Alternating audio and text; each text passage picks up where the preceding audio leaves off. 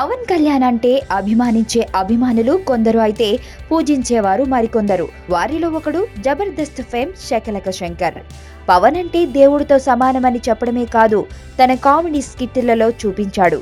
ఆ మధ్య సర్దార్ షూటింగ్ లో పవన్ కళ్యాణ్ శంకర్ కు వార్నింగ్ ఇచ్చాడనే వార్తలు బయటకు రాగా కొన్ని రోజుల వరకు సైలెంట్ అయ్యాడు. తాజాగా మరోసారి ఎప్పటికీ నా దేవుడు పవన్ కళ్యాణే అంటూ చెబుతూ వార్తల్లో నిలిచాడు. తనకు సినిమాల్లో ఛాన్స్ వచ్చేలా చేసింది మెగా బ్రదర్ నాగబాబు అని, అతని మేలు ఎప్పుడూ మర్చిపోలేను అంటున్నారు.